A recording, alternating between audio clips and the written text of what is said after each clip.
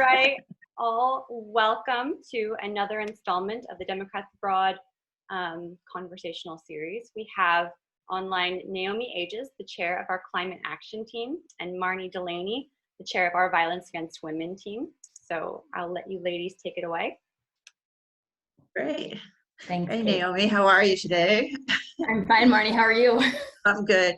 Well, we're going to be talking about two very huge and critical issues, both of which are important to the Global Women's Caucus. I have to say, a lot of people don't get the connection between the environment and violence against women, and I think that's what we're going to focus on. So there's this quote that was in an article that you sent me. It said, as environmental degradation and stress on ecosystems increases, that in turn increases or creates scarcity and stress for people, and evidence shows that where environmental pressures increase, gender-based violence increases. And I know that's true in refugee camps, and it's often when like women are going to collect water or do the things, the regular household things that women end up doing most of the time. How could this happen? How does this apply in the United States, would you say?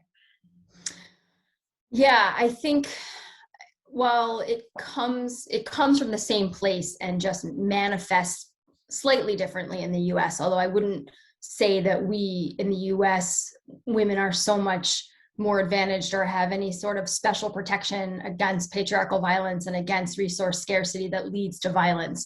So we see it in media and manifesting as this is a problem in another country that happens, but it would never happen here. But the truth is that it does happen here, and it just looks a little bit different.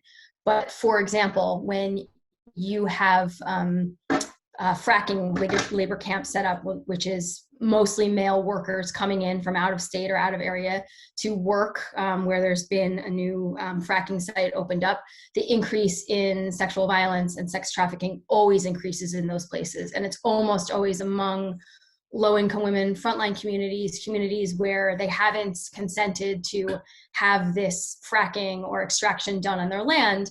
And then that's coupled with the violence that comes from having a group of usually outside men coming to do the extracting. So people are just trying to live their lives, people are trying to defend their land, and then you pile on top of that resource extraction, which is coupled with sexual violence and violence against women. Okay, that makes it kind of clear how it works. I think another area that maybe doesn't occur to people is that women are often on the front lines of the environmental movement, and just as they are on the front lines of life, doing those everyday sort of things.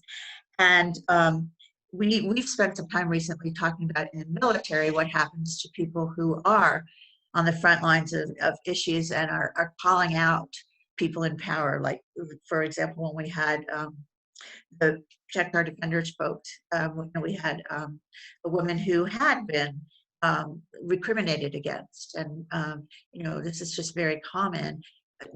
Does this happen with women on the front lines of the environmental movement as well? Unequivocally, yes. Unfortunately, the statistics of how many land defenders and environmental activists are murdered increase each year. And each year, the increase in women being murdered is disproportionate to the number of murders themselves. And that happens, and not just murder, violence as well, assaults and intimidation, threats. And this happens, it's especially pronounced in Latin America, where something like 2/3 of murders took place, and the Philippines as well.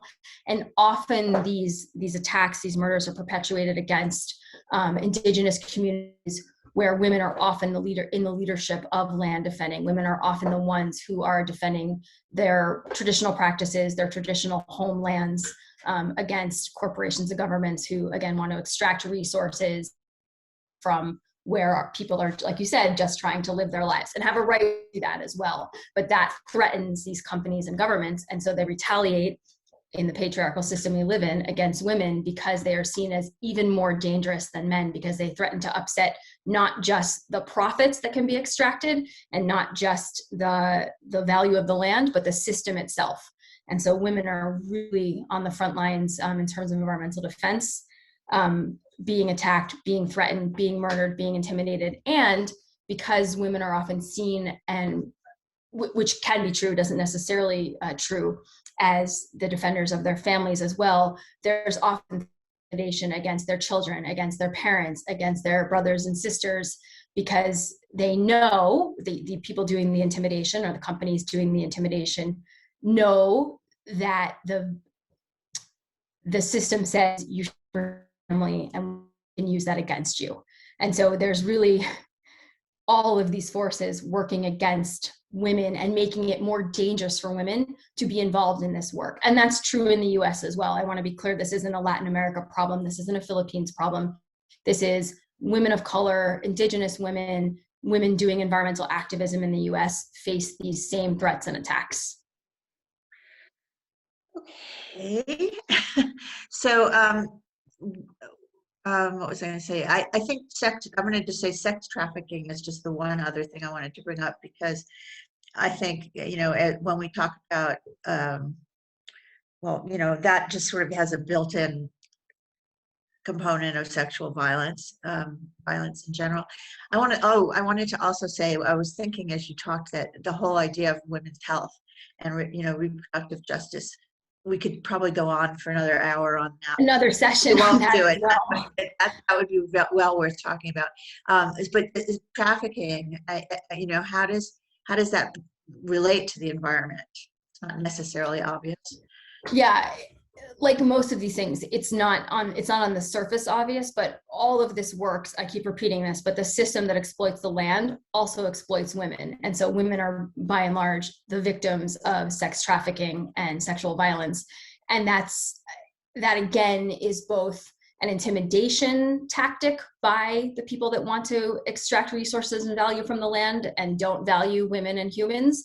And so sexual violence can be used to intimidate women, but it also comes with the intrusion on land and areas of companies and governments trying to extract gas, oil, coal, mining from these lands. And so the system is set up to exploit people. And, sometimes the resources are incidental to that. Sometimes the resources bring in the exploiters, and women are another casualty of that, but it's the same system. It comes from the same place of exploitation.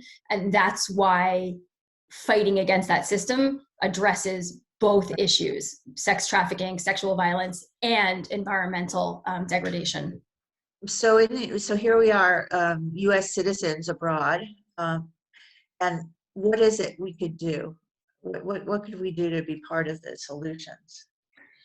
It's such a big question. The good news is just fix it, would you? Yeah, right. Just snap our fingers and dismantle the patriarchy and solve climate change with one finger snap. That's why we're here. Yeah. And I would say there's no one action that you do. There is any number of ways for you people, not you, Marnie, to plug in the way that uses your skills, your time, and your expertise. And so finding the thing that makes sense for you is really important. And so if you have the ability to influence trade agreements, and that can force corporations to abide in terms of environmental extraction, in terms of free, prior, and informed consent from places that they're going, you should get involved in that. If you have the opportunity to get involved, if you're a lawyer, I'm trained as a lawyer, so when you're a hammer prosecuting these types of crimes and designing the laws and regulations that that prevent them from happening, you should get involved in that. If you feel that you're called to go to the front lines and join in, which was led by women, then I encourage you to do that. So you can pick the thing that you feel makes the most difference and is the most impactful for you. But the one important thing I would urge in answer to your question is make sure you look for these linkages that we're talking about. If you're hearing about trafficking, why is it there? Where did those traffickers come from? Why are the resources scarce? Who is being attacked in these situations? Is it women? Probably. Is it young women? Probably. And the underlying source of that violence. And I guess I would say too, is that if you get involved with organizations or individuals who are working on sexual violence and preventing it, I would say also be looking for the relationship to the environmental issues and climate change issues, because I think so many of these things happen after a natural disaster too. So. That's right. And climate change, of course, increases the frequency and severity of these natural disasters, and the brunt of that falls on women and children and young girls. So this isn't going anywhere. It is going to get worse, and so it's important that we confront that now and figure out a plan for how to prevent the harms to the people that will come from the harms to the planet. That's great. Well, I don't know, but I think our 10 minutes may be pretty much. I agree. I think we've taken enough time from the listeners. Yeah. So I don't know if Kate, are you there? I'm back. Yeah. Hi. Oh yeah. Well, thank you. Thank you both. That was wonderful, and we look forward to the next one. Okay. Let us know if you need anything else from us, Kate. Thanks. Have a good week. Take care. Bye. Bye bye.